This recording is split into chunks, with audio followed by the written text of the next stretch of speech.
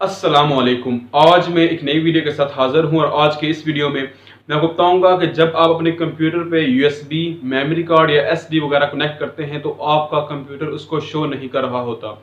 दोस्तों, जब आप अपने कंप्यूटर पे या लैपटॉप पे यूएसबी वगैरह कनेक्ट करते हैं, मेमोरी कार्ड वगैरह कनेक्ट करते हैं या एसडी कार्ड वगैरह कनेक्ट करते हैं, आपका कंप्यूटर आवाज़ तो दे रहा होता है, साउंड प्रोड्यूस कर रहा होता है, लेकिन उसको शो नहीं कर रहा होता।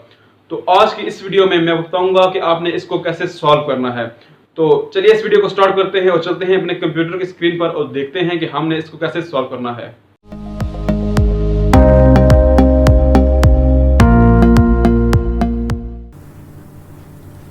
वेलकम बैक दोस्तों सबसे पहले हम यहाँ पर यूएसबी कनेक्ट करते हैं। अब दोस्तों मैंने यहाँ पर यूएसबी कनेक्ट की है, लैपटॉप ने साउंड भी प्रोड्यूस की है, लेकिन यहाँ पर ये इस जगह पे यूएसबी को उठा नहीं रहा, यहाँ पर शो नहीं कर रहा। हमने इसको कैसे फिक्स करना है? दोस्तों सबसे पहले आपने यहाँ पर अपने कंप्यूटर को क्लिक करना है और उसके बाद यहाँ पर लेफ्ट बटन को क्लिक करना है और यहाँ पर आपको मैनेज नज़र आ रहा है, आपने इसको क्लिक करना है। अब दोस्तों यहाँ पर ये इस तरह ओपन होगा, आपने स्टोरेज को क्लिक करना है और उसके बाद यहाँ पर डिस्क मैनेजमेंट को क्लिक करना है। अब दोस्तों यहाँ पर ये आपकी हार्ड डिस्क है और ये आपने जो एक्सटर्नल यूएसबी लगाई है, यहाँ पर ये आपकी एक्सटर्नल यूएसबी शो कर रहा है।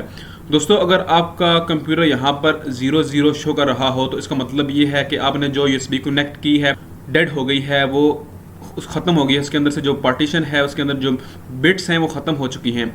ये 5% इसके चांसेस होते हैं, लेकिन 95% आपकी यूएसबी ओके होती है। उसके बाद दोस्तों आपने यहाँ पर लेफ्ट बटन क्लिक करना है और उसके बाद यहाँ पर आपको change drive letter and path को क्लिक करना है। जब आप इसको यहाँ पर क्लिक करेंगे तो यहाँ पर आपको ये ऐड का ऑप्शन मांगेगा।